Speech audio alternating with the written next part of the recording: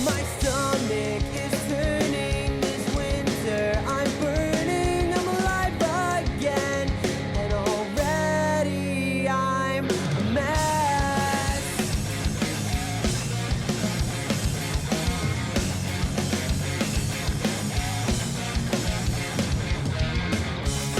Welcome to a brand new episode of My Comic Shop History. I'm your host, Anthony Desiato. First and foremost, thank you to everyone who has been listening to My Comic Shop History. I hope you've been enjoying the episodes. If you have been, I would like to ask all of you to make a little noise and help others find the show as well. If you haven't done so already, please like the page on Facebook. It's just My Comic Shop History. Follow me on Twitter. The Twitter handle is @DesiWestside. That's DESI West Side. And if you haven't done so already, please subscribe to the podcast on iTunes. And if you're really feeling generous, ratings and reviews are greatly appreciated. And all of those things, Facebook likes, Twitter retweets and favorites, all of that, all just goes towards, helping other people find the show. But once again, thank you to everyone who has been listening. This podcast was originally intended to be 10 episodes, but I've been having so much fun doing it that I decided to expand it to 12. So we're going to have 2 extra episodes. It will continue to run every Wednesday through July 1st. So we've got some great stuff coming up. Next week's episode is going to be our business school episode, where I speak with another comic shop owner and 2 other business-savvy individuals. And we're going to be talking all about what it's like to open and run your own comic book shop. And then the final show of this month is going to be Wednesday Widows, where we speak with some of the female significant others, including my own, of some of our male community members. So that should be a really fun episode. And then that'll take us into June, and we'll have 4 more episodes that month as well. All right, so without any further ado, let me introduce this week's guest and kick things off. Tom Darby is a longtime customer and former employee of Alternate Realities. In addition to Sean McInerney, who we spoke to on a previous episode, Tom's the person I probably spent the most amount of time working with at the store. Tom, welcome. Thanks for having me. I'm super excited for this. Oh, that's great. No, it's going to be a blast. We had a lot of fun working here over the years, so hopefully that'll translate into this episode. Before we get to that, though, we do actually have some breaking news to discuss. We do. Big news. So when I decided to do this podcast, the reason was that Steve Otto, the owner of Alternate Realities, had announced that the store would close at the end of June, and we were operating under that assumption. However, as of today, a new notice went up on the door to the store. Tom, would you like to do the honors and read the announcement? Absolutely. All right, so here goes. Newest update as of 5/15/15. Landlord and buyer have come to a tentative agreement with regard to rent, so we are going forward with the sale of the store. What does that mean? It means that Alternate Realities is not closing. As with all things, nothing is written in stone, so who knows what news next week will hold. But for now, you can breathe a sigh of relief. AR is not dead. So according to that, the store will not close on June 30th after all. Again, as Steve says there, we still don't know. Things could still change again. But shortly after he announced the closing, there was a buyer who was interested. It seemed like it was not going to work out, mainly because of the rent and the situation with the landlord. But according to this notice, it seems like they've worked it out. But again, the podcast will continue. Either way, it's the end of a significant period in the store history. And like Steve said, we still don't know what will happen yet. But before we sat down to record, we were sort of expressing a little bit of sympathy for our former coworker, Steve Ryan, who still works here, and he didn't know anything about this, and he walked in and he saw the sign. Do you think Steve should have told him ahead of time? I think so. We were saying before that at least a text message, something along those lines, just to give the guy a heads up. Because he walked in, all of a sudden, brand new sign on the door saying we're not closing. Yeah, so that's the latest, and I don't know. We'll see what happens. But it's funny because from the start, again, there was a little bit of uncertainty as to what was going to transpire after Steve announced the closing. But my feeling was, we do the show, we operate under the assumption it's closing. If and when that changes, we address it. We're addressing it. So we'll, I guess, continue to to check in on this as the weeks go by. This is kind of exciting. It is a new development. I mean, who knows what tomorrow will hold next week? It could all go down the toilet, in the next couple months. Who knows? Do you think it was a little overly dramatic on Steve's part to initially announce that the store is closing at the end of June? If he was in fact interested in finding potential buyers, I mean, what do you think about that? Yeah, it was definitely, very, very dramatic. He made that big thing on Facebook. He upset a lot of people. There's a lot of emotion, a lot of feelings going on at that time. Now, I mean, as you've heard, Ty, I know you've been listening to these episodes, and I've been asking everybody, for their take on the store closing and the announcement and all of that, and I definitely want to get your take. One reason why is I feel like everyone I've spoken to so far has expressed a lot of sadness over the store closing, a lot of sentimentality about the store and their history with the store. Knowing you the way I know you, I sort of feel like your response might be a little bit different. So, I mean, I guess what did you feel when when Steve put that announcement out there that the store was closing? Initially, just to echo what everyone else was saying, it is an end of an era. We're going to lose our clubhouse. But deep down, I was like, this is my chance to get out of comics. Like, I'm not enjoying what I'm reading. I think everything out there is trash. And I think this is a good way out. I'm more focused on collecting artwork, and just buying books, buying merchandise is really a waste of money for me. And now with the store closing and Steve not being in charge anymore, I think this is a perfect jumping off point for me. So now, again, you've been shopping here for a long time. You worked here for a period of time. When did your affiliation with the store begin? When I was in high school, Sean, Mike, and I, we first came here when the store was having one of its big sales. And I believe Sean went out first and discovered the store, took advantage of the sale which was going on at the same time, and it told Mike and myself. So then all three of us later that same day came down to the store to check it out for ourselves. Because we only really knew Comic Book Heaven and Dragon's Den. We didn't really know this place existed. So when we came in, we were like, wow, this is an awesome place. I'm hard-pressed to remember the first time you and I met. I want to say that it was at one of the store dinners, but I might be mistaken. I remember it was a Wednesday or someday during the week. I think you were working, or it could have been on a Saturday when we were meeting before dinner. But you and I, we were talking about TV shows and I think like DVD sets. That was really important. Yeah, I mean, we had very very specific ideas about DVD packaging. Yes. In particular. Yes. But it was great. I mean, it was so much fun to talk to you about that. I mean, that was something that I was really into, but didn't really have anyone to talk to about it previously. Agreed. And so I was like, oh, someone else thinks about this stuff too. Who doesn't? You pay money for a set, and if it comes out crappy, you should have a soundboard to voice that. But no, that was actually interesting that we hit it off, talking about TV and specifically DVD packaging. That's it's not. I'm not gonna say it's bizarre, but others might think it's bizarre. But fuck them.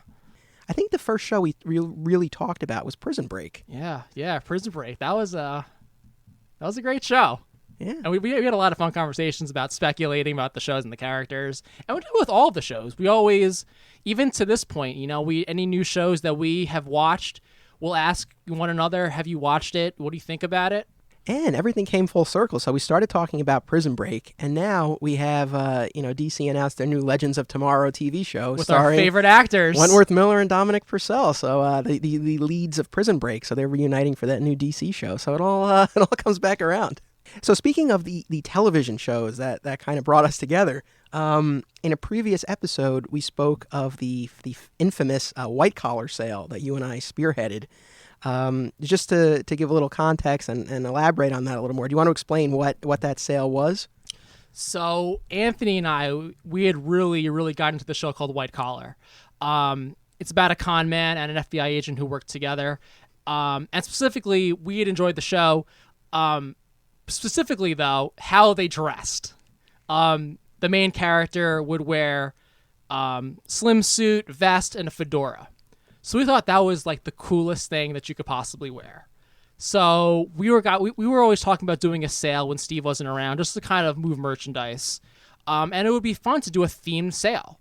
So white collar just seemed like the best one that we could do at the time because we were so into the show. And we went shopping for fedoras. Oh my God, I forgot it. We went to Men's Warehouse, yeah, right? Exactly. Yeah, we're shopping for fedoras. Yeah, that was it. Did we drag Sean along that too? We might have dragged Sean along. So Sean was working at the store with us at that point. I don't think we got them at Men's Warehouse, though. I feel like I don't know where I got mine. We went to Sims, I think. Right. Sims, yeah. The now defunct store. But yeah, we got fedoras. I mean, as I explained in that prior episode, you and I were much more into it than Sean was. Yeah, poor Sean. He was a good sport about it, though. He was. He was a good sport about it. He was. And I mean, I have the black and white photo of the three of us. So I'm going to throw that up. I'll crop Sean out because it's just you and me for this episode. So that'll be the photo for this episode. But yeah, we did that. It was fun. I mean, I don't know how the customers really responded to it. I mean, they were like, why are you guys dressed up that way? That was the only question that they asked. Why are you dressed up that way? And our response was, why aren't you dressed up this way? It's true. Well, I will say this. I think it did serve an actual function in that, as you said, Steve was away. We had a big sale. And, we had signs on the store. But again, for those who are familiar with the store, we've been describing the store. There's a lot of stuff going on in here, and often a lot of signs. And sometimes they can get lost in the shuffle. People walk right by them. So in a way, it was almost like we were a walking sign because they would stop and look at us and be like, oh, what's going on? It was like, oh, it's the white collar sale. Right, exactly. We had flyers up, and of course, they missed them all. So as you said before, we were like a walking advertisement. They took advantage of the deals. And it was a nice one, too. It was like a weekend sale, right? It was like 3 or 4 days. Yeah, it was. We did very well. I don't know how impressed Steve was. He didn't really seem to care when we handed him that wad of cash when he came back. Oh, yeah. We just banked up all of the cash. We rung. Did we ring into the register? Might have not. For in case the IRS is listening, yeah, it all went through the cash register. But no, yeah, in any case, we just, we took up the totals and we had a wad of cash. I'm like, here you go, Steve. This is a portion of what we did for the weekend. Matt Casey, the guest in the episode where we talked about it, he, basically made fun of us for doing did. this. What was your response to that? How did you feel when you heard him say that we were goofy for doing that? Well, you know what? He's never, ever done anything like that. He has never spearheaded a sale and have been able to hand Steve a wad of cash. And impressive numbers. We saw a lot of shit that day. He did, but he did give us credit. He was like, you guys went, we went all in. We did, and that's the way you got to do it. It was fun. I mean, we ended up making it a trilogy, so we did it 3 years in a row, all during the same time. It got progressively less fun. Steve was around. Yeah, right. So that first year we did it, Steve was really out of our hair. I think his now wife was visiting town, and he was really occupied. He was entertaining her and just showing her around. So we had the store to ourselves. Yeah, and then each year after that, he was here more and more. And that's when the sales declined. Yeah, to the point that, we made it our finale. But it was fun. I like to think that on the second and third year, when customers came in and they saw it again, that there was some level of recognition. Definitely. They're like, oh, it's that time again. Exactly. And it showed that we kind of cared about what was going on. We wanted to do something fun. So we did the white collar sale. We toyed with doing a number of others, and I want to get to that in a second, but the only other one that we actually did was the burn notice sale. It was not very successful. No, it was over the summer though. So we were really uncomfortable. I think the AC was pretty shoddy. Well, it's always shoddy, but that day was especially shoddy. Yeah. Again, we are big fans of those USA shows, I guess. So we USA did, shows. the white collar sale, then burn notice about a former spy. And, so we did that sale. I have some pictures from that, too, I could throw up. But why not? I think part of the problem, we didn't really advertise that one as aggressively as we did the white collar sale. So Agreed. That might have been why. I don't think many people knew it was happening or took advantage of it. But we did dress up as Michael Weston, the main character. Yep, we did. I think that was also the day you had recently gotten your one of your tattoos, right? I was in such pain. Wearing that long sleeve shirt. I was in such pain. My arm was like purple and brown. And yeah, as you said before, I had just gotten, a new, some more tattoos, and it was literally the day before. So I was itchy. I was throbbing. I was so miserable that day. Yeah. I mean, at the end of the day, I guess they probably were kind of goofy, the things that we did. But, we had fun and we committed to it. And, I think people enjoyed it overall. There were, others that we thought about doing and never followed through for whatever reason. I don't know. But some of the ones that I had thought of before we recorded were It's Always Sunny in Philadelphia. Yeah, because we do have the Sunny shirts. We do have the shirts. Yes, for those who have seen the movie that I made about this store, that's the shirt that we're wearing when me and Sean are singing the... When I was screaming. Yeah. Oh, that was so bad. During the post-credit bloopers, those are the shirts that we're wearing. But it was Always Sunny in Philadelphia. We were going to wear, the Patty's Pub shirts. Chuck was another one. Yeah, and that would have been an easy, dress up there too. And again, Chuck was we love that show. It was a great show. It was, button down T-shirt, tie, pocket protector, done deal. Yeah, simple. Prison Break, I think, was one that we were going to do as well, right? I think we toyed around with that, but we were thinking how are we going to pull that off? that would be tricky, definitely. Yeah, that one would have been a little... I guess, I don't know, the prison jumpsuits, those blue those blue numbers, I don't know. Yeah, because there were some episodes where the characters were out in the yard and they wore, the blue jackets and the wool hats when they were outside, uniform-type pants, I guess. Maybe? I don't know. I don't know how we're going to pull that one off. That was good. Yeah, all TV theme. People are probably listening and it's a comic book shop. Why wouldn't you do something comic book related? Did we ever try to do a comic book one? I don't know. Well, it's funny. Now, because this was a few years. It was not that long ago, but it was a few years ago. It was definitely before, this wave of the comic book television shows especially, and even the comic book movies. They were happening, but they were not to the extent that they are now. Exactly. So maybe we would have done a Flash or Arrow themed sale. Yeah, if had the sales been now, let's say, if we still had the enthusiasm, Arrow or the Flash, something like that. That would have been doable. So I remember. So Sean and I were working here together for a period of time before you joined on, and you basically got your job the same way he did by volunteering your way into it, right? Yes, definitely. So it first started out where Steve had a shipment of drawer boxes coming in. You want to explain what the drawer boxes are? Oh yeah, so they're basically heavy duty comic book boxes that you can stack, and they're like drawers. You just slide them out, and they're a little more expensive, and they had to be delivered from Colorado, I think. They are actually pretty, for comic book fans who are not familiar with them, they should probably look into them. They are pretty cool. Only comic book fans will get excited about a different kind of long box. But it's just, because, you can stack them and then just pull out the individual box, as opposed to, if they're regular long boxes, you got to take everything off. Exactly.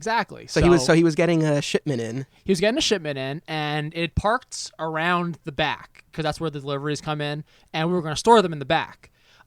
Just to give a little, Steve's going to appreciate this, but the weather was looking very, very shoddy that day. It looked like it was going to pour. Luckily, the weather held out for us very, very well. So Steve claims that he held back the weather for the hour and a half that we unloaded the truck. So Steve would definitely appreciate that. You kind of fed into that, though. You claim to have witnessed that. I witnessed it. Yeah, I hate to feed into his craziness. But it was true. The weather did hold up, and on both sides of Central Avenue, it was looking really, really cloudy. So you helped out at that point, and then from there you sort of parlayed that into an actual part-time job? Definitely, yeah. So the door boxes got me the employee discount, which was cool. Okay. Which was cool. And then just as had Sean did the same thing, just showing up on Wednesday, helping out. Generally, there are some specifics that I definitely want to get into about your employment here, but generally speaking, how what was the experience like? It was a lot of fun working with you and Sean, and as we collected to call ourselves the team, we did a lot of good work with the store. I was really happy. It was a great time just to work with your friends in an environment that's pretty loose and relaxed. A lot of fun. Now, you have one of the most famous moments, I think, of my comic shop documentary, where you talk about working with Steve at the warehouse, where he keeps a lot of his overstock, and you have your famous line about how Steve took you to the warehouse to rearrange stuff, and what did you say that you actually did when you were there? Yeah, so basically, I just turned every box to the right. Literally, that's all I did. Well, it's, you know what? I can believe that because a while back, but after your experience, a few of us went to Steve's garage to help him go through a collection that he had purchased, a large collection. It was Rich Roney, Drew Cheskin, a former owner of the store, and myself, and Steve. And we were going through the boxes. I guess the purpose of the day was to go through and see, what was the good stuff, what was the stuff that we could bring to the store to sell at that point, as opposed to just leaving it in the garage until who knows when. God knows when, yeah. But honestly, I think kind of like your experience, I think all we really accomplished was we moved a bunch of boxes to the driveway and then put them back inside. I mean, we pulled out some things to bring to the store, but not much. It seems, just to the listeners listening out there, it seems like we do all of this work and it's for nothing. We're moving boxes left and right and forward and backwards to bring in 1 or 2 books. Yeah, that's got to seem like, what the hell are these guys doing there?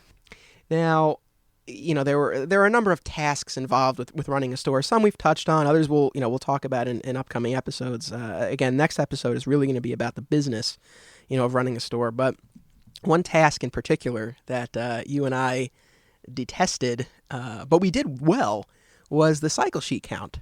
I like to call it Desi and Darby ran Sundays. We did. So every Sunday, again, we've talked about this before, but just to catch people up, Steve does a cycle sheet count whereby he counts every single comic book on the new wall every single week. And in theory, the idea is he does that so that he'll know how many copies of each book he needs to order. If he has a stack of books of a particular title left on the wall, he'll order less for next time, and vice versa. But it's really a godforsaken task. But we did it well. We would bang that out pretty quickly. Yeah. So it is a tedious task, and I understand if one person is doing it, it takes a long time. It's very, very frustrating because you have to count every single book on the shelf, the different covers you have to distinguish between. If he has overstock in the back somewhere, so you have to do some quick mental math. Especially when Steve was doing it, he was calling out the numbers. If you didn't know your math and you slowed him down, he got pissed. And, Steve likes to, contend, and I kind of agree with this to some point, but he taught me how to figure, like on the spot. All right. Well, that's you learn some stuff. You do learn some stuff, apparently. One book that I remember we counted a lot of, because it never really sold, was Marvel Apes. Yeah, Marvel Apes. He ordered 150 copies of that, and he just really believed in this book. So whatever was on the shelf, we counted, and we did it for a couple weeks. And I think one week we were just like, fuck it. Let's just, it's probably the same as last week. Let's try to memorize some of these numbers. I don't know. I feel like if the cycle sheet count worked, maybe there wouldn't be as much overstock in the store. Definitely. And I mean, we've always questioned Steve's system here and there, but the cycle sheet count, it in theory, it's supposed to help you get to the, what books to order and how many to order. But it seemed that he keep on doing the counts, but the numbers would still be off. They would always be off. And what's the point? Like, you should be, hitting your mark on the spot. I mean, give or take, if it's a new issue, a new book, a new series, you make a few mistakes. But when you're 50, 60, 100 books over on issue number 80, something's amiss. So one of the other things that we did that it's one of my favorite of our work stories was, and I don't know how many other people in the store history, especially employees, i.e. non-owners, got to do this, but we actually, at least once, maybe twice, actually went to UPS to pick up the new comic book delivery and bring it to the store, and we broke down the shipment ourselves. That was a train wreck. That place. Not us, but just UPS security.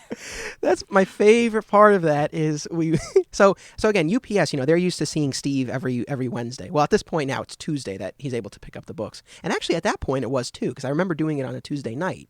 I think it was Wednesday because we got there really early because you were upset because you didn't want to get there early. No, I'm not a morning person. You're not a morning person at all. So you were kind of like peeved about that. When they said we had to wait So, you know, UPS, they're used to seeing Steve every week, and so we show up to pick up the alternate realities shipment. And the UPS guy goes like, "Oh, do you have any identification?"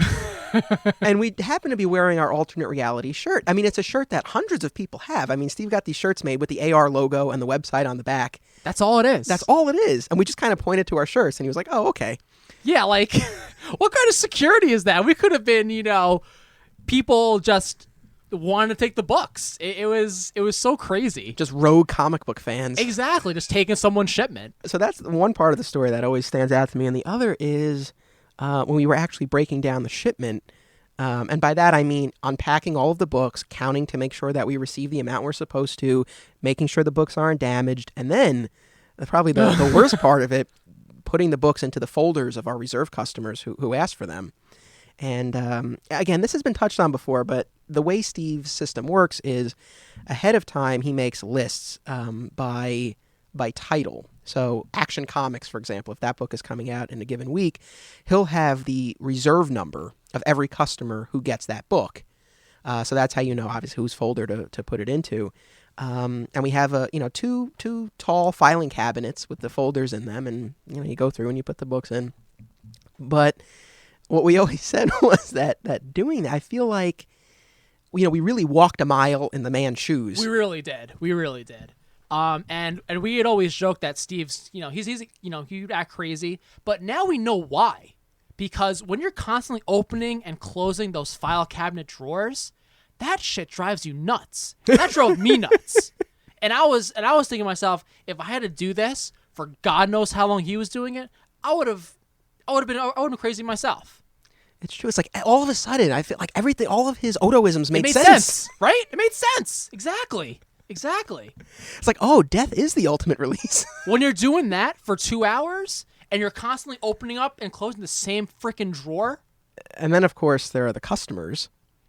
Yes, our favorite people. Yeah, so what, you want to talk about the customers generally first, and then we can get into the nicknames? Sure. Again, a lot of them are good people. They just come in, buy their books, a couple little, pleasantries here and there, talk about what do they like. A couple of ones that are a little aggressive, I guess, or... No tax. All right. Yeah, we got to tell... Yeah. You know what's... I got to say, I mean, I'm really... Like, there are some stories that I go into these episodes, like, planning to tell, but then there are other ones that just come about as we're reminiscing. Right. And this is one of them. So we have this... I don't know if he even comes in anymore. Maybe he does. But probably. This older Russian gentleman named Oleg, who's a huge Star Wars fan. He buys everything Star Wars related, specifically the statues, but he buys the comics too. Mm-hmm. Everything Star Wars. And Steve gives him a discount. He gives him, is it 20 or 25% off? Yeah, 20, 25. Yeah. In addition to that, and unbeknownst to us at the time, he also doesn't charge Oleg tax, and you found out the hard way. Oh yeah, I found this firsthand. I had rung him up and I hit him with the tax, and so the amount was probably X dollars and 23 cents. And he goes to me, do you charge me tax? And I was like, yeah. And he was like, no tax. So that became a running joke between all of us whenever we saw Oleg, no tax. So again, he really shamed me basically in front of everybody. So I took that one on the chin right there. I mean, honestly, it would have happened to any of us. Were there any other contentious customer interactions that you had? If anything, I was probably the one who was contentious. When a famous one was when Anthony and I were working the register one day, on a Wednesday, and for some weird reason, the customers, they would come up in waves. It wasn't consistent. No, you're right. Yeah. It wasn't consistent. And all of a sudden, when we wanted to take a break just to go to the bathroom or get something to eat, they would just come up. And I one day I just lost it. I was like, these fucking customers, they're all fuckers. That's what I had said. And like, one guy was right there in front of me, and I was like, shit, I probably shouldn't have said that. But he was like, oh, okay. So if anything, I was more contentious towards them, them towards me. Now, speaking of the customers, so, in a prior episode, Sean and I revealed some of our nicknames for customers. The nicknames we revealed, that's not an exhaustive list. There are more. So welcome to round 2 of customer nicknames. This is like 2.0. Yeah, which ones stood out to you that you wanted to talk All right, about? so there would be certain customers that would come in just on Sunday. So, of course, there's a couple of oddballs, and we hone on to those people really, really fast. There was one guy called Beardface, and, of course, he had a thick beard, and he always wore the green jacket. Yeah. He would come in, he wouldn't say a word, he would be very, very, very quiet, and he would stay to himself, and he would buy, like, BPRD or Hellboy or whatever those fucking books are. And, he would come up really, really, like, kind of with his head down, not say too much, and he would buy his books and just leave. So, we kind of teased, like, that's Beardface. Decent guy. I mean, not the most clever of nicknames. I mean, it was literally he had a obvious beard one. on his face. But still, it was keeping in tradition of giving people nicknames.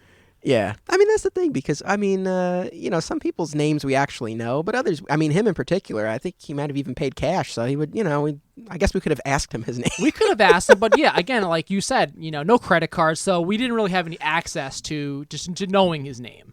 Along the lines of really obvious nicknames, one of our other Sunday visitors, who you want to say who that was? Oh, sure. Yeah, this was Headphones. Another gentleman who would come in, definitely an oddball. This is great. Oh, that's right. Headphones would always have headphones on. He would come in. Sometimes he would buy books, sometimes not. What he would do is first he would buy his books, pay, come back into the store, look around, do a once over, and then buy his bags and boards separately. There would be some weeks where he wouldn't buy any comics, but just buy the bags and boards. Yeah. So one day you would ask him, as he was buying his books, do you want any bags and boards? And he said no. Oh, that's right. Yeah, I was trying to circumvent the usual process, but I think that didn't fly. No, definitely not. So, he had said no. We thought, okay, that's the end of it. But sure enough, does his little once over, grabs his bags and boards, pays, gets out. Yeah, what a crazy guy. Yeah, it was weird. Right. Yeah, I agree. Especially when he would not buy any comics and just buy them. It's like, what are you bagging and boarding? You don't have any comics this week. But along similar lines, there was another customer who only ever, I think he might still come in, but he would only ever buy previews. Oh, yeah. He would which come is on basically Sundays. right. Yeah, I guess I've seen On the him. scooter. On the scooter guy. Yeah. We never called him that, but now we did new nickname. But yeah, he would just buy previews, which is the catalog. So you see what's coming out 3 months from now. And that's all he would ever buy. So it's like, maybe he just likes knowing what's out there, or he ordered elsewhere. I guess. All right, so Beardface, Headphones, what were some of the others? Pozo. Not actually a nickname, that was actually his His real real name. name, exactly. But we just, it's just an odd name to have, I guess. It sounded like he was in the circus. Right, exactly. Pozo the Clown or whatever. Very nice guy. Oh, he was such a nice guy. He was such a good sport about it, too. Because he would scream his name as he came in. We were like, Pozo! And people were like, what the fuck are these guys talking about? But he was such a good sport. Yeah, we liked Pozo. Yeah, and his friends. The twins, right? The twins, yeah. Oh, no, those guys were weird. Pozo was probably the normalest of that crew. There was, I think Steve coined this term. Name. Crazy Pawnee. And I think we encountered him a few times because we opened the store on a Thursday, and that's when he would come in. And his last name is Pawnee. And he would always, call in advance to have us hold one of the books for him. So Steve just kind of put it aside and called and just nicknamed him Crazy because he would literally wait outside of the store. If Steve was late or someone else was running late, he would just wait there. I was never late. I was always right on time, right? I still contend that you got to the store a little bit early and just waited in your car just to piss me off. I really promised that wasn't the case, but you're very adamant about it, so I'll let you have that one. Yeah. Let me have that one. I mean, you're actually giving me more credit. It's like you're assuming that I actually was early, which is not the case. It was always like I might be driving by the Burger King like a couple, like half a mile up the road and be like 2:59. I'd be here for 3:00. I still contend to that you did it on purpose. Well, maybe. One of my favorite nicknames that you and I came up with. This is probably more you than me, and it's actually not directly AR related, but. for a number of years now, our go-to dinner spot when we go out as a group on Saturday nights is Mickey Spillane's, which is in Eastchester. One of the waiters there, we nicknamed him Impatient Waiter. Oh yeah. This guy is great. When he brings out the food, he'll announce what he has in his hand, like, cheeseburger. However, if you don't respond right away, he starts screaming, literally like cheeseburger with salad, and he would be so impatient. He wanted to just keep the line moving, and so we would always contend that if you don't answer right away, you're gonna get yelled at. And Sean. Well, Sean very famously, I guess he didn't want to get yelled at, and he was also hungry because Impatient Waiter came by with food that was not at all what Sean had ordered, but no one was claiming it, and so Sean just took it. He just took it, exactly. It actually belonged to the table next to us. It wasn't even any of us, I don't think. Oh yeah, there's been some times where we've eaten other people's food just because we don't want Impatient Waiters to I don't know, kill us or something. Impatient Waiter's great though. I maintain no one else seems to have ever heard this except me, but when he says burger, he changes the R to an N. I swear he's like beef burger. He does have an accent. Yeah, that he does. He does. He does. When I was doing the documentary, I didn't follow through on this, but an idea I had was to do fake trailers. So just film these little teasers for movies that didn't exist, but to just kind of have that out there. And one of them was going to be Impatient Waiter. Why not? The untold tale of Impatient Waiter. I mean, he keeps things moving. He does keep things moving, and we have no idea what goes on in the kitchen. He could be running the kitchen for all we know. Keeping the cooks in line. Oh, speaking of nicknames, we have nicknames for ourselves. Yes, we do. What are they? Well, you are Desi. That is true. Yes. I mean, it's nothing insulting. Doug has one. He's Double D. Yeah, Doug Desher, Double D. Yep. Carolyn is the general because we always salute her when she. I don't know how the hell that happened. I think I did. I saluted her for some weird freaking reason. It's funny. We actually talked about that on the episode that she did, but I ended up cutting all references to it. I don't know. It was. We couldn't really figure out where it came from, but we call her the general. Yep, and I'm Tomo, named after the actor Tomo Pennicott, who apparently I just loved when Dollhouse, the TV show, was running. Brian O'Day, we call O'Dois. Yeah, that's an over sensationalized, pronunciation of his last name. Yeah, it gives it a little bit of a flair. Definitely. I guess. Sure, I don't know why how not? much he likes it. I don't think he does. Honestly, I think he just accepts it. Now, bringing it back to alternate realities. We haven't touched on that in a while. Yeah. One of my favorite Tom Darby stories is the day you were smoking cigarettes with the Chinese guys behind the shopping plaza here. Oh God! So to set this up, actually, this is something that hasn't really been touched on yet. So to give people a little bit more of a sense of where the store is for those who might be listening from elsewhere. So we're located in Scarsdale, which is within the county of Westchester in New York. And specifically, we're on Central Avenue, which is as it sounds, a main road. There are a lot of businesses here. We are in the Acropolis Shopping Plaza. On one end is the Mexican restaurant Maya, which was discussed in the previous episode. We don't go there anymore, and if you want to know why, you can listen to that episode. And then next to that is a dry cleaner that I go to. There's a deli, Frank and Joe's. Then we have alternate realities. Us. Next to us is a massage parlor. We'll leave it at that. Yep. The haircutting place. Yeah, the haircutting place. And then at the other end is this as a Chinese restaurant. Yeah, Pagoda.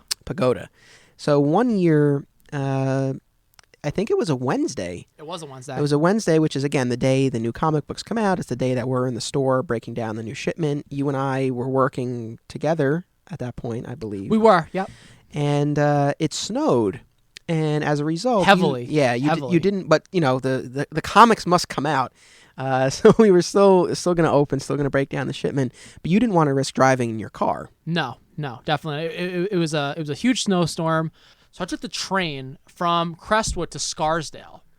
Oh, I thought you walked all the way from Eastchester. No. That would have been quite impressive, though. I mean, if you had done it, it would have been quite a trek, but it's not unbelievable. No. And again, walking from Scarsdale train station to alternate realities, that itself is quite a trek. That's a big hill in the snow. Yeah. So I was trudging through the snow. Right. So you got here, and Steve wasn't here yet, and you didn't have a key to the store yet, correct? Nope. We'll get to your key your key situation. But so you got here, Steve's not here yet, you don't have a key to the store. So what did you do? So I was kind of pacing around, trying to figure out my next move, because I had figured he's probably still stuck in traffic, or he's at UPS. It could be a while until someone gets here. And I got this radical sensation, or not sensation, but notion to just, all right, the Chinese restaurant has a walk-in cooler out in the back. And some of these guys, I guess they take their breaks out there. And there's milk crates set up where they just sit and just take their break. So no one was there. So I was like, all right, I'll just perch myself in this point until hopefully Steve will get here sometime soon. So I kind of made myself at home, just sitting in their little break area. And I guess like 5 minutes into my, me staying there, they had come out. And they kind of looked at me like, they were puzzled, like, why is this guy just hanging out here? So they didn't say much. But they gestured to me, do you want a cigarette? Because they pulled out a pack and they just kind of handed it to me. And I didn't know what to do. I'm not a smoker. I didn't know what they were going to do.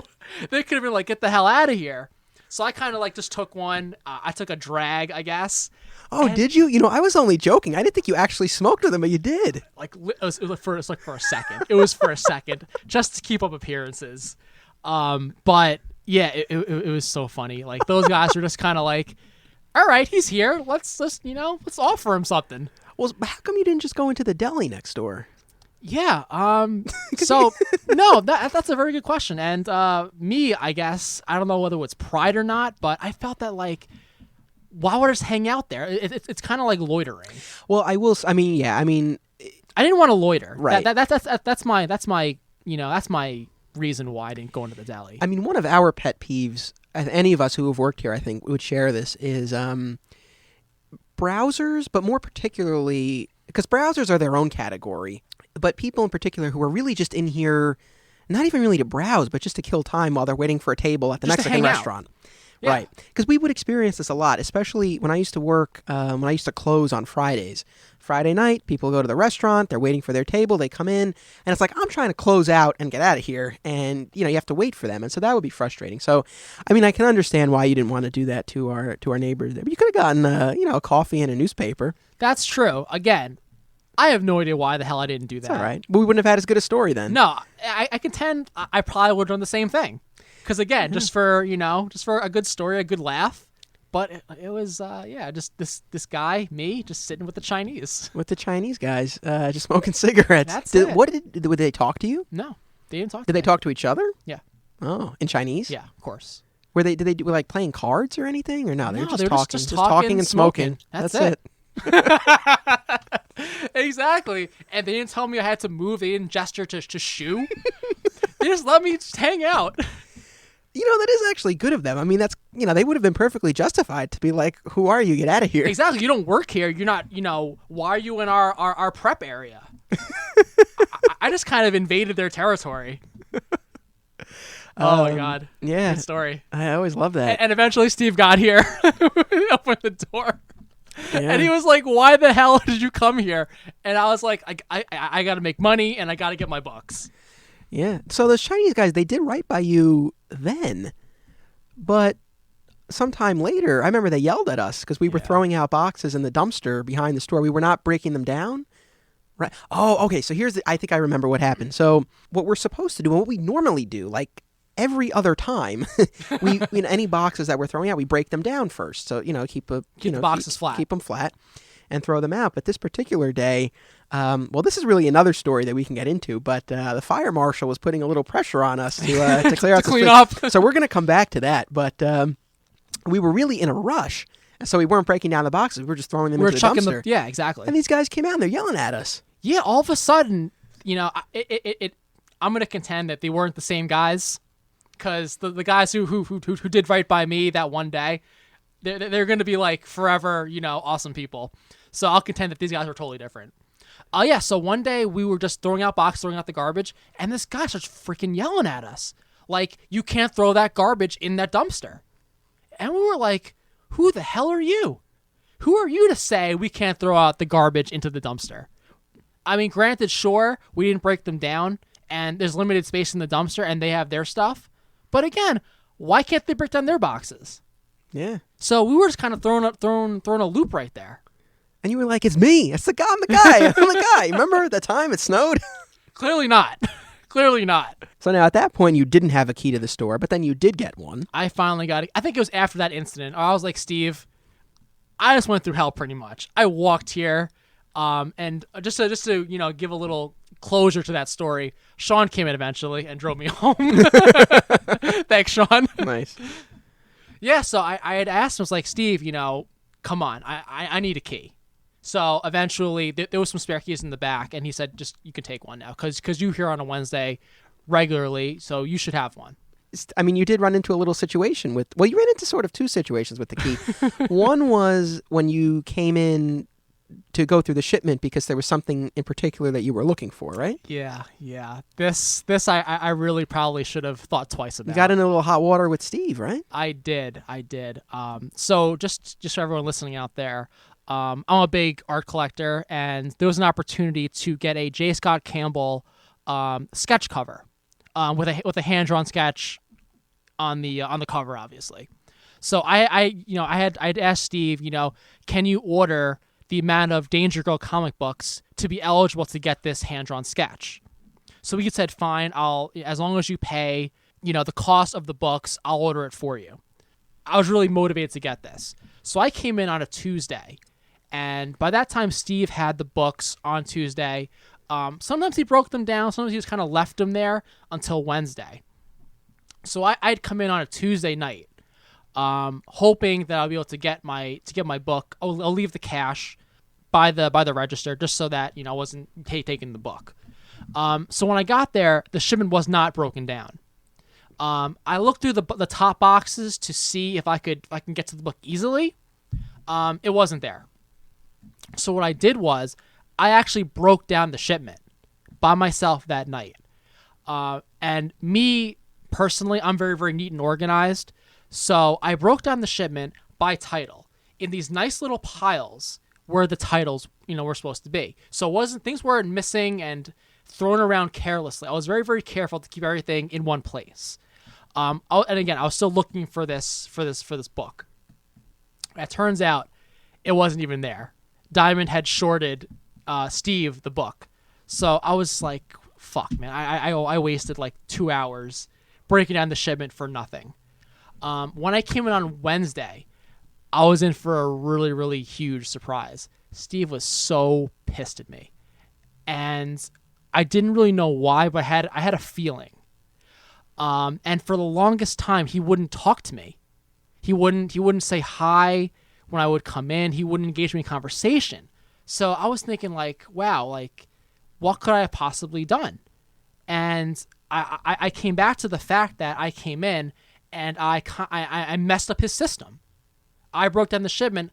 I changed things on him on a Wednesday where he's very, very stressed out. He's under a pressure to, get all the books filed away before 2:00.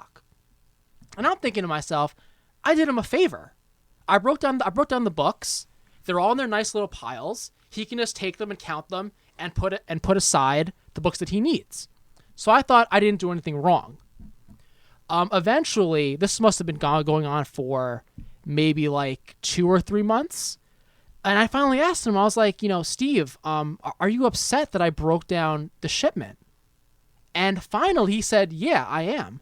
So I said, see, I'm really sorry that I did that. I was just looking for the book. I was just really, excited to get it. And he was like, don't do that ever again.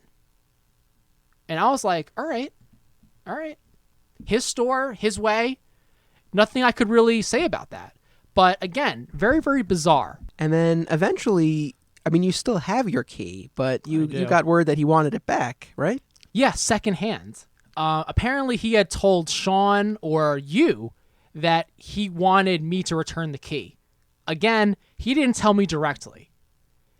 And I was pretty pissed off about that. I was like, that's no reason to respond that way. You know, him saying, "Don't do that again. You messed me up." Okay, I wouldn't have fought it. I understand. It's not my store. It's not how he wants things done. I get that. So had he just said, you know, or even give me the key back. I'm pissed at you. Right. I don't trust you anymore. Okay. Right. So, but he never told you directly. So you still found it secondhand. You still have it. I do. For completely unrelated reasons. Steve actually just recently had to change the locks. I think it would be great if now you walk in and you hand him the key. Just pretend you don't know. Pretend you don't know that he had to change the locks and just be like, Steve, listen, I know, I don't work here anymore. I just want you to have the key back. Just totally like play it off that I don't know what happened and just, you know, or I could say, you know, here's the key back that you wanted before. Yeah. And it's kind of like, you know, rub a little salt in the wound. Now, one of our other adventures here, and you experienced this even more than I did, was I think I got crapped on the most here. Was the fire marshal, when the fire marshal came in and gave you a hard time, right? Oh my God. I was really scared by this, legitimately. Now, again, for people who are familiar with the store or those who have seen the pictures or heard us talking about it, I mean, it's not too surprising. I mean, there's not a ton of area to walk. Yeah. So you were working here by yourself? Yep. So it was a Friday, around the time when you were supposed to get here. Okay. So it was around. Yeah. So I was sitting in the car waiting for the minute to change. You were waiting in the car, and you probably saw the fire marshal come in. So probably you're probably just sitting in your car like, we'll see what happens here.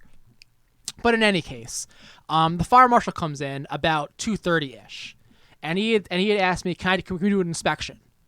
And I'm thinking to myself, if I say no, that could end up bad for me and bad for the store. So I was like, all right, fuck it. Do your little run through. Because I'm thinking to myself, everything's up to code.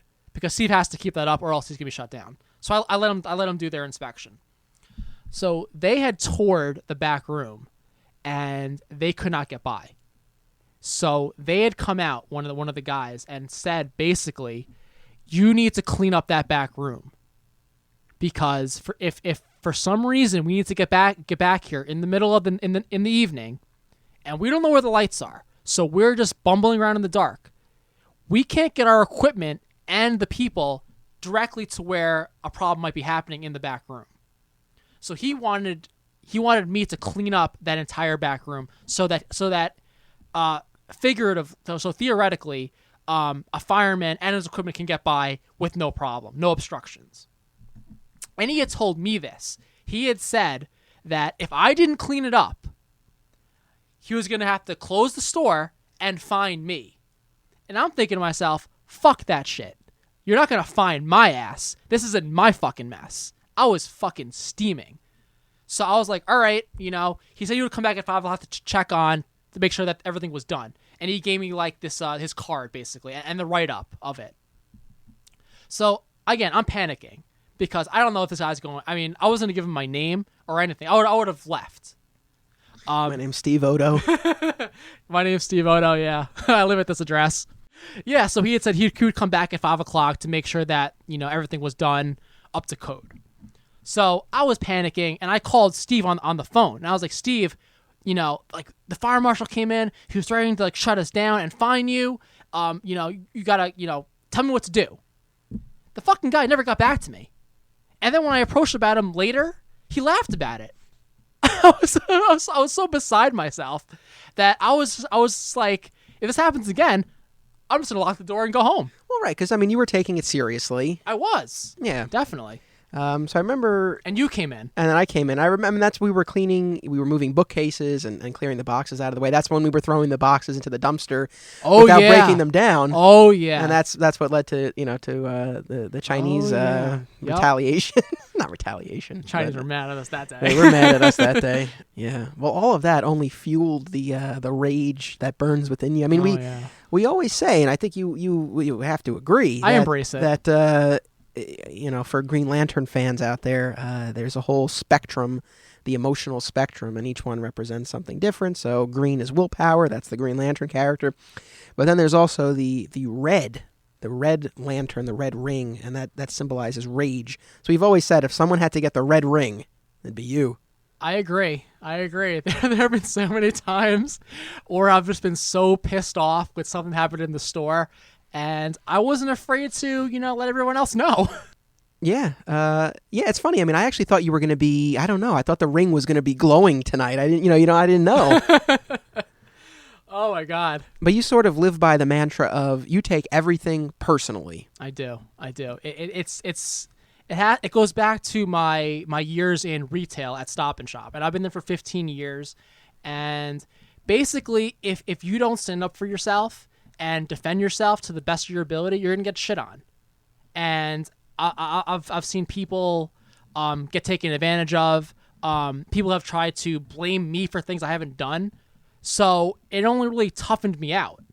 So I after all those years and taking a lot of abuse from higher ups and other bosses, that's how I look at things now. I don't take things lying down. If I'm confronted with something, I will give you everything I got. Yeah. Well, it's funny because you always say take everything personally, but I remember, I forget what movie it was, but I asked you if you wanted to see it, and you said no. So I made other arrangements and saw it. Or maybe I even saw it myself. I can't remember. And then you came into the store. I was working, and I was like, oh, what's going on? And you were like, oh, I just came from seeing that movie. And I'm like, I thought you didn't want to see it. We could have gone. And do you remember what you said to me? Don't take it personally. Don't take it personally. I said, what? I said, you're the one who taught me take everything personally. I know. What a little slip up right there. Now, you mentioned working at Stop and Shop, and that was actually something I wanted to touch on because, right, your retail experience extends beyond the comic book shop. You've worked at Stop and Shop. Now, one thing that's really interesting, we've spoken a lot about, again, Steve's ordering and the overstock and all of that stuff. And I wanted to get your perspective because at the supermarket, obviously, things have a shelf life. So I don't know. I mean, has sort of that supermarket mentality sort of influenced your thinking towards the store in any way? It's completely influenced my ability. But it's basically what I bring to the store. Because as you said before, I work in the produce department, and everything has a shelf life. And there's a consequence as well. People have to report to other bosses. So if you overorder and something goes rotten, you can't sell that later on. You can't sell someone a yellow bunch of broccoli. It's clearly garbage. So what you don't sell, you throw out. And when that accumulates, if you order 100 cases of, potatoes and it sits there for a month, you can't resell that. That goes in the garbage. When that happens, something called the shrink goes up. And your bosses see that. So if you're throwing out a lot of stuff, they're coming in and they're going to ask you, why are you throwing out all of this stuff? Why are you not ordering properly? Why aren't you following the trends? Why aren't you ordering for what the customers want? And with that, if you don't have a good answer, they're going to say you're suspended because you are costing us money. And that's how I see things. This stuff has a shelf life. You have to get it out fast. And with produce, it happens in a day. Things can rot in a day. And Steve is very, very lucky that books don't rot overnight. I thought about that too. I mean, he's lucky in the sense that, like, again, if you're a restaurant and, you have to close because of bad weather or whatever other situation you might have, the money that you would have made for that day, you don't make it and that's it. Whereas here, it's like if he has to close, the people who are going to come in on Thursday to pick up their books, and they might come in on Friday. Right. It's not like it's a complete law. Right. Now I see you have a list of stuff here that you came in with. What sorts of things did you want to talk about that we might not have gotten to yet? Oh, let's talk about St. Louis. Ah, St. Louis, yeah. St. Louis. So the film that I made about the store, my comic shop documentary, it played at a number of film festivals, which I came to learn that not all film festivals are created equal. Some are better than others. It played at one in the city called New Filmmakers. It played up in Buffalo at the Buffalo Niagara Film Festival. It played at the San Diego Comic-Con Film Festival, which it kills me to say is probably my biggest disappointment because, this is an event attended by 130,000 people, I think. So many people. So many people there. And I had maybe 20 people in the room during the screening, and that was actually more than a number of the other screenings had. So just, again, as I've come to learn, in terms of the way a festival is organized and promoted, there's really a range. in general, it's a fun experience. You get to, watch the movie with an audience, which is really cool. I always like that. And you met Topanga. And I did get to meet Danielle Fishel at the San Diego Comic-Con, so that was fun. I met her and Ryder Strong, because he had a short film that was there that he directed, I think, or co-directed, and she was there to support him. So that was nice. That was before the Girl Meets World resurgence. Oh, yeah, definitely. So I thought that was a nice little, I don't want to say consolation prize, but it was a nice little pleasantry. Yeah, I think. Yeah. No, it was fun. It was a cool experience. And I remember you said, look on Facebook, and I was like, all right, what's going on? And I was like, holy shit, that's Topanga. That's right. But I'm happy to say that the festival that you attended with me was probably the best one in terms of the way it was just organized and promoted. Agreed. And this is the St. Louis International Film Festival. It's a fest that's been around for over 20 years now. And so it played there in November of 2011, I believe. And you came with me. We flew out there. And it was, I just remember it being a really great time. I mean, what's your memory of it? I thought we had such a blast, I think. In addition to, seeing your film with an audience, doing the Q&A with them, also seeing the other movies. Honestly, like, the reason why I like indie movies now is probably because of that film festival. Going to the box office and hearing people like request a ticket for my movie was like really cool. Yeah, must have been. And it was a really nice turnout. And then I also saved our lives by taking us to the chicken shop. Remember that? Oh yeah. So yeah, we were out trying to see what we could watch that night, the first night of the festival. Yeah. And we were wandering to St. Louis. And all of a sudden, this crazy individual, he was like screaming obscenities in and around our area. It could have been towards us. So you got the idea, like, all right, we got to get out of here, because that's kind of your phrase. We got to go. So there was a Church's Chicken nearby, and you were just like, let's just go in here and wait it out. Luckily, the guy just went on his merry way. But we still contend that you saved us that evening. Yeah, Church's Chicken. Yeah, I just figured it was well lit. There were some people there. And I was trying to be sly about it. I was like, oh, let's just go check out this place. And you were like, I don't want chicken. I know, right? I totally blew our spot up. Now what you're referring to as far as my let's get out of here thing is you, me, and I'll never live this down, but it's all right. Great story, though. Me, and Sean went to see Pineapple Express at City Center, which is the main movie theater in White Plains, which is just a couple towns over from where we are at Alternate Realities. And in the middle of the movie, we hear a loud groan, I guess, from the back row.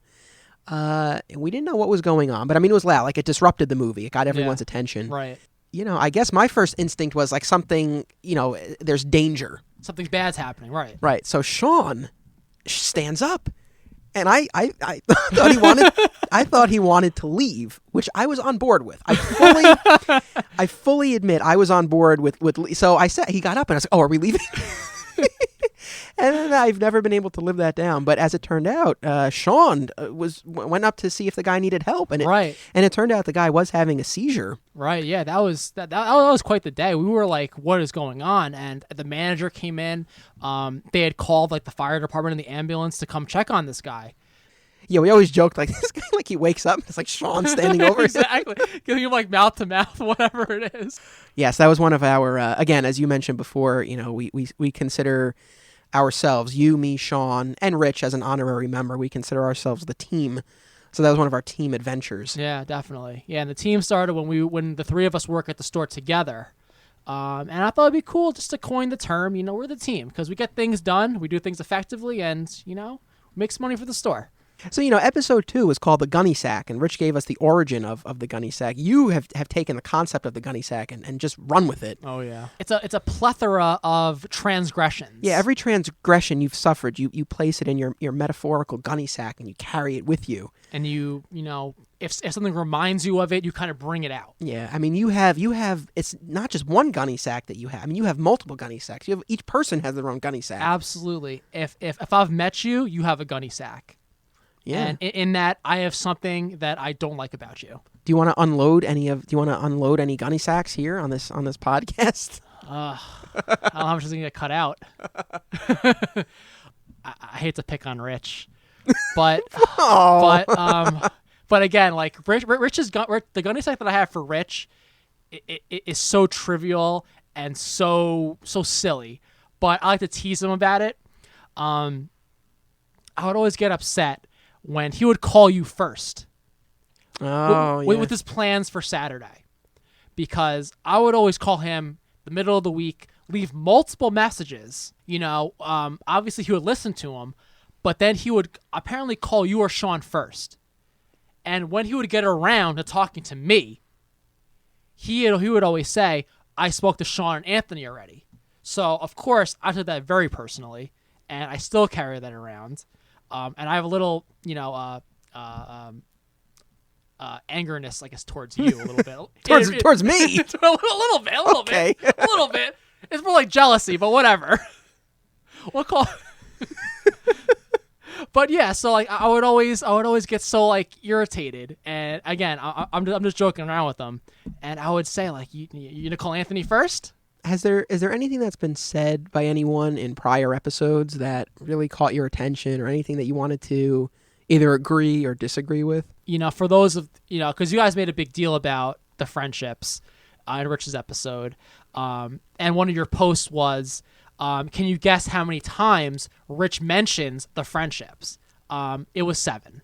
I counted them. Yeah, you counted 7 times. I did. It was funny because he really, again, he came in, I know, because he was very clear that he wanted to talk about the friendships. He told me ahead of time, and then, made 7 references to it throughout the episode. He did, yeah.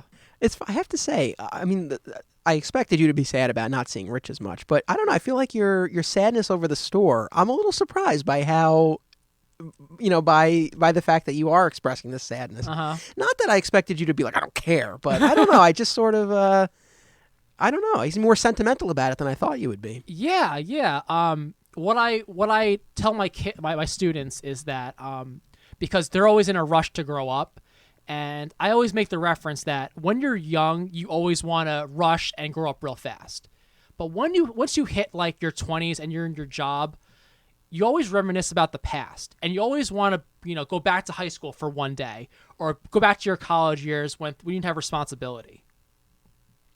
So I feel that, because the store, is not going to be here anymore, all I'm going to have are my memories.